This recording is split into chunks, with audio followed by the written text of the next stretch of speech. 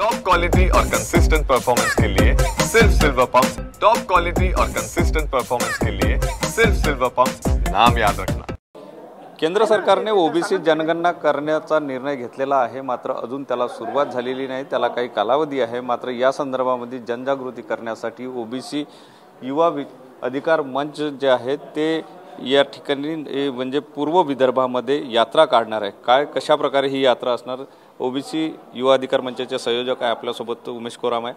कशा प्रकारे ही यात्रा असणार आणि काय नेमकं करणार तुम्ही या यात्रेचं नाव आहे मंडल जनगणना यात्रा। तुम्हाला याच्यातून कळत असेल की ही जनगणनेसाठी यात्रा आहे, जनगणनेसाठी मंडल यात्रा। तर ही यात्रा मुख्यतः 6 जिल्ह्यांमधून जाणार आहे आणि ही यात्रेचा जे सुरुवात आहे 2 ऑगस्टला सुरुवात होते नागपूरवरून आणि त्यानंतर वर्धा जिल्हा, वर्धेनंतर चंद्रपूर जिल्हा, गडचिरोली आणि नंतर गोंदिया आणि भंडारा असं 6 जिल्ह्यांमध्ये अनेक गावांमध्ये अनेक तालुक्यांमध्ये यात्रा जाणार आहे। यात्रेचा मुख्य उद्देश जातीने जनगणना आहे आणि जातीने जनगणना झाल्यामुळे कुठले कुठले मुद्दे आपले सॉल्व्ह होऊ शकतात। आम्हाला जातीने जनगणनेनुसार लोकसंख्येच्या प्रमाणात बजेट पाहिजे आहे, जो की आमचा खूप मोठा लॉस ओबीसींचा होत आहे। तर जातीने जनगणना झाली पाहिजे, कारण केंद्र सरकार मागील अनेक वर्षापासून जातीने जनगणना करू असं म्हणत आहे। यावेळी त्यांनी ठरवलं सुद्धा आहे, परंतु आम्हाला केंद्र सरकारवर विश्वास नाही आहे। केंद्र सरकार जोपर्यंत जातीने जनगणना करत नाही, डेटा बाहेर येत नाही आणि त्याचं इम्प्लिमेंटेशन खरा होत नाही, जोपर्यंत आम्हाला लोकसंख्येच्या प्रमाणात बजेट मिळत नाही, तोपर्यंत यात्रा अशी सुरू राहील। आणि यात्रेच्या माध्यमातून महाज्योती असेल, ओबीसींचे वसतिगृह झाले पाहिजेत, ओबीसी विद्यार्थी फॉरेनला गेले पाहिजेत, फॉरेनला शिकले पाहिजेत। अनेक योजनांच्या माध्यमातून आम्ही लोकांना जनजागरण करण्याचा प्रयत्न करतो। प्रामुख्याने या यात्रेमध्ये ओबीसी, व्हीजेएनटी म्हणजे भटके विमुक्त आणि एसबीसी विशेष मागास प्रवर्गाचे लोकसुद्धा, त्यांच्या संघटनासुद्धा सामील होतात आणि ह्या विद्यार्थ्यांना, युवकांना, शेतकऱ्यांना जनजागरण करण्यासाठी ही यात्रा आहे। केंद्र सरकारने जनगणना करण्याचा निर्णय घेतलेला आहे, तरी ही यात्रा काढावी लागते, म्हणजे काय नेमकं याच्या मागचं काय?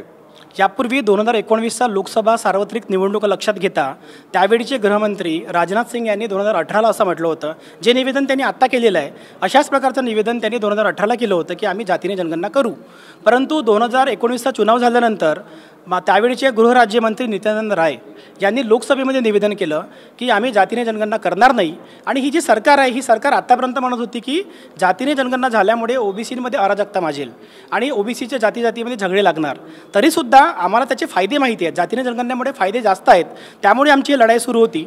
म्हणून आम्हाला असं वाटते अजूनही विश्वास बसत नाही। केंद्राच्या भूमिकेवर म्हणजे कुठेतरी अविश्वास आहेच, केंद्राच्या भूमिकेवर अविश्वास आहे।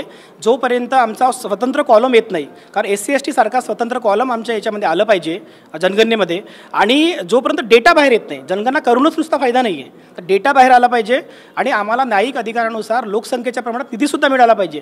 ज्या दिवशी आमचा लोकसंख्येच्या प्रमाणात निधी मिळेल त्या दिवशी आम्ही केंद्र सरकारवर विश्वास ठेवू। नक्कीच ओबीसी जनगणना झाली पाहिजे, यासाठी ही यात्रा जी आहे ती पूर्व विदर्भामध्ये म्हणजे 6 जिल्ह्यामध्ये काढली जाणार आहे। कॅमेरामन साईसह सुनील ढगे, TV9 मराठी, नागपूर।